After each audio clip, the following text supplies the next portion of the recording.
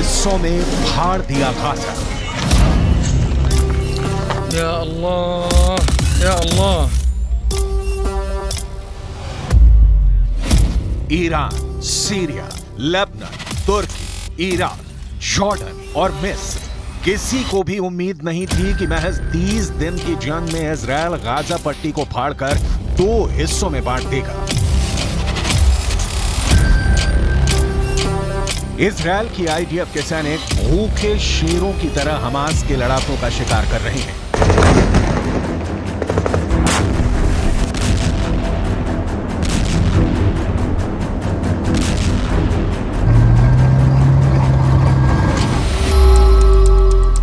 एक रिपोर्ट के दावों के मुताबिक आईडीएफ के सैनिक उत्तरी गाजा में बेहद अंदरूनी हिस्सों में पहुंच चुके हैं, जहां वो हमास के लड़ाकों को सुरंगों और इमारतों में ढूंढ कर मार रहे हैं।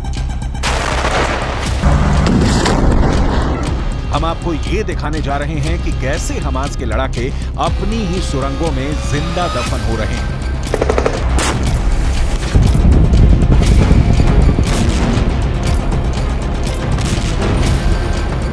हम आपको दिखाने जा रहे हैं कि कैसे हमास के लड़ाके आखिरी जंग के लिए सुरंगों से निकलकर इजरायली सेना पर क्रूर हमले कर रहे हैं।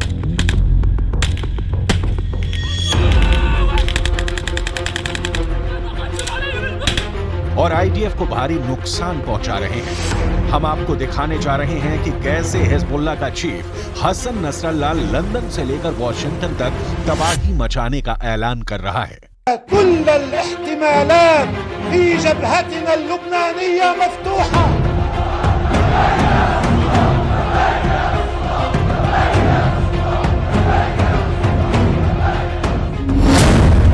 हाफने लगा हमास, हकलाने लगा हिजबुल्लाह।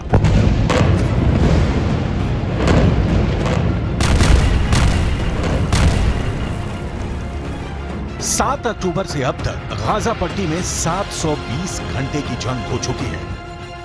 हमास ने जमीन के ऊपर और सुरंगों के अंदर से इजरायली सेना पर पूरी ताकत से हमला किया है, लेकिन इसके बावजूद 29 अक्टूबर से शुरू हुए दूसरे चरण के हमले में इजरायल की आईडीएफ ने गाजा में हमास को रौंद कर रख दिया है।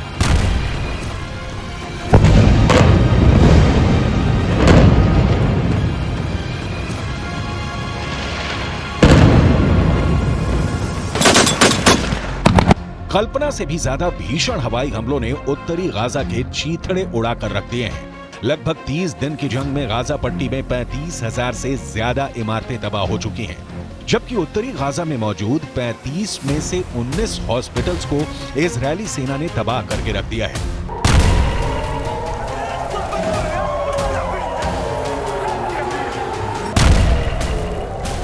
इजरायल का दावा है कि मस्जिद, अस्पताल, स्कूल और रिहायशी इमारतों के नीचे हमास ने कमांड सेंटर बना रखे हैं, जिसकी वजह से हमास के साथ साथ फिलिस्तीनी भी मारे जा रहे हैं।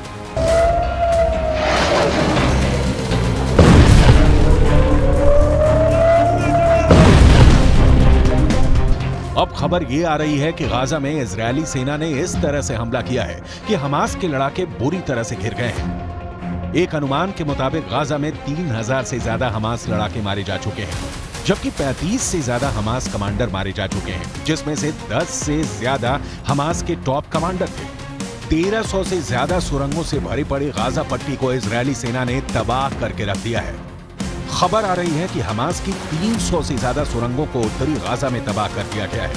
30 दिन की जंग के बाद इजरायली सेना ने कहा है कि गाजा अब 2 हिस्सों में बंट गया है।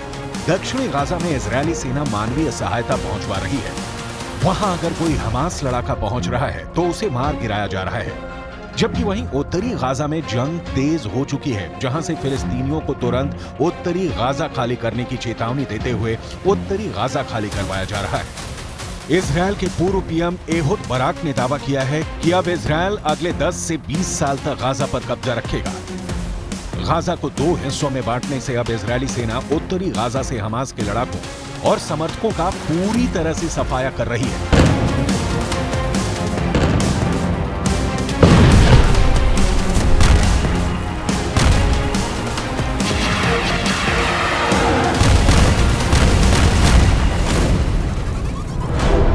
उत्तरी गाजा के इन तस्वीरों को गौर से देखिए। इजरायली सैनिक उत्तरी गाजा में लगभग 10 से 15 किलोमीटर अंदर घुस चुके हैं। यहां पर आईडीएफ और हमास के लड़ाकों के बीच भीषण जंग हो रही है।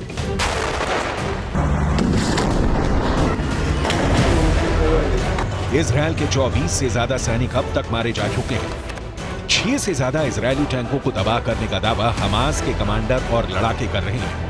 हमास का चीफ हानिया और हिजबुल्लाह का चीफ हसन नसरुल्लाह डंके की चोट पर कह रहे हैं कि इजरायल किसी भी कीमत पर हमास को हरा नहीं पाएगा। हैरानी की बात तो यह है कि जहां हमास के 3000 लड़ाके मारे जा चुके हैं, तो वहीं दूसरी तरफ हिजबुल्लाह के 60 के करीब कमांडर और लड़ाकों को मारने का दावा इजरायल कर रहा है। लेकिन उसके बावजूद हमास को लगता है कि वो सुरंगों के दम पर इजरायली सेना को गाजा में पूरी तरह से तबाह और बर्बाद कर देगा। देखिए हमास का नेता और कमांडर अली बराका क्या दावा कर रहा है। लेबनान की राजधानी बेरूत में मौजूद हमास नेता अली बराका ने इजरायली सेना को खुला चैलेंज दिया है। कमांडर अली बराका ने दावा किया है कि हमास ने अपनी सैन्य क्षमताओं, विशेषकर अपनी मिसाइलों में सुधार किया है।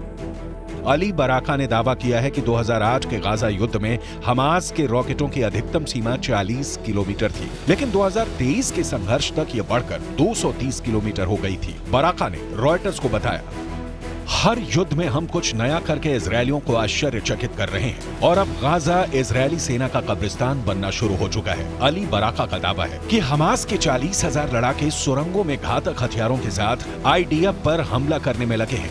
बराका ने तो यहां तक दावा किया है कि सैकड़ों किलोमीटर लंबी और 80 मीटर तक गहरी सुरंगों के विशाल जाल में इजरायली सेना फंस चुकी है।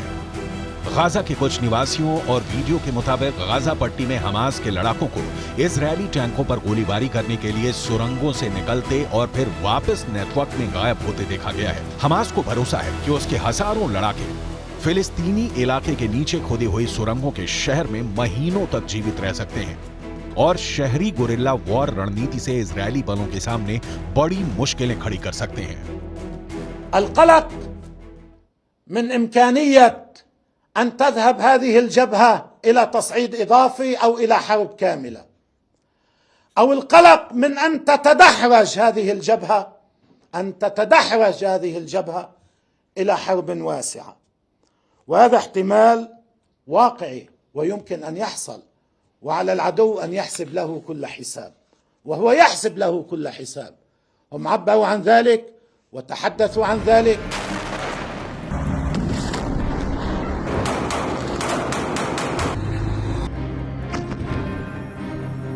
नरक बना गाजा, खून में डूब गया हमास।